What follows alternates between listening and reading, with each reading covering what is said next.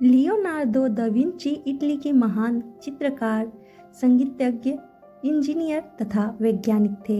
इन्हें मानव इतिहास के सबसे बुद्धिमान और प्रतिभाशाली व्यक्तियों में से एक माना जाता है। लियोनार्दो दा विंची का जन्म इटली के फ्लोरेंस प्रदेश के विंची नामक ग्राम में हुआ था। इस ग्राम के नाम पर इनके कुल का नाम पड़ा।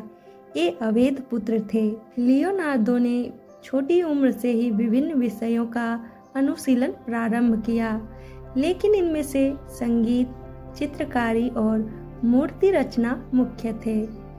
इनके पिता ने इन्हें प्रसिद्ध चित्रकार, मूर्तिकार तथा स्वर्णकार एंड्रा डेल वेरेक्कियो के पास काम सीखने गए और उनकी छत्र छाया में रहकर कार्य करते रहे और इसके पश्चात मिलान के रईस लुडोविको सफरोजा की सेवा में चले गए, जहां इनके विभिन्न कार्यों में सैनिक, इंजीनियर तथा दरबार के भव्य समारोह के संगठन भी सम्मिलित थे। यहाँ रहते हुए इन्होंने दो महान कलाकृतियाँ लुडोविको के पिता घुड़सवार मूर्ति तथा अंतिम वयालु शीर्षक चित्र पूरी की। लुडोविको के पतन के बाद सन 1499 में लियोनार्दो ने मिलान छोड़कर फ्लोरेंस वापस आ गए, जहां इन्होंने अन्य कृतियों की सिवाय मोनालिसा शीर्षक चित्र तैयार किया। यह चित्र वह अंतिम वयालु नामक चित्र इनकी महत्तम कृतियां मानी जाती है। सन 1508 में फिर मिलान वापस आकर वहां के फ्रांसीसी शासक के अधीन ये चित्रकारी, इंजीनियरी तथा दरबारी समारोह की सजावट और आयोजनों की देखभाल का अपना पुराना काम करते रहे।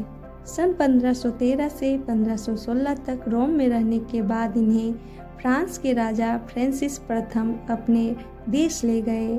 लियोनार्दो तथा यूरोप के नवजागरण काल के अन्य कलाकारों में यह अंतर है कि विंची ने प्राचीन काल की कलाकृतियों की मुख्यतः नकल करने में समय नहीं बिताया। ये पहले चित्रकार थे जिन्होंने इस बात का अनुभव किया कि संसार के दृश्यों में प्रकाश और छाया का विलास ही सबसे अधिक प्रभावशाली तथा सुंदर होता है। इनकी बनाई कोई मूर्ति अब पाई नहीं जाती, किंतु कहा जाता है कि फ्लोरेंस की गिरजाघर का एक भाग के उत्तरी द्वार पर बनी 3 मूर्तियां बुडापेस्ट के संग्रहालय में रखी कांसे की घुड़सवार मूर्ति तथा पहले बर्लिन के संग्रहालय में सुरक्षित मोम से निर्मित फ्लोरा की अवक्ष प्रतिमा लियोनार्डो के निर्देशन में निर्मित हुई थी। कुछ अन्य मूर्तियों के संबंध में भी ऐसा ही विचार है, पर निश्चित रूप से कुछ कहा नहीं जा सकता। ऐसा जान पड़ता है कि लियोनार्दो चित्रकारी, वास्तुकला, ज्योतिषी, जलगति विज्ञान पर अलग अलग ग्रंथ लिखना चाहते थे, पर यह काम पूरा नहीं हुआ। लियोनार्दो को अपूर्ण ईश्वरीय वरदान प्राप्त था। इनकी दृष्टि भी वास्तुओं को असाधारण रीति से ग्रहण करती थी। वो उन बातों को देख लेते थे जिनका मनगति फोटोग्राफी के प्रचलन के पूर्व किसी को ज्ञान नहीं था। प्रक्षिप्त छाया के रंगों के संबंधों में वे जो कुछ लिख कर गए, उनका 19वीं सदी के पूर्व किसी ने विकास नहीं किया। उनके धार्मिक तथा नैतिक विपर्यायों के संबंध में भी कुछ कहा जाता है, किंतु असाधारण प्रतिभावान मनुष्यों को साधारण मनुष्यों के प्रतिमानों से नापना ठीक नहीं। हालांकि वे अपनी नाटकीय और अभिव्यंजक कलाकृतियों के लिए सबसे ज्यादा जाने जाते हैं। उनकी गहरी नज़र और तेज दिमाग ने उन्हें महत्वपूर्ण वैज्ञानिक खोज करने के लिए प्रेरित किया। फिर भी उन्होंने कभी अपने विचार को प्रकाशित नहीं किया। लियोनार्दो दा विंची अपने डिजाइन के लिए भी प्रसिद्ध थे।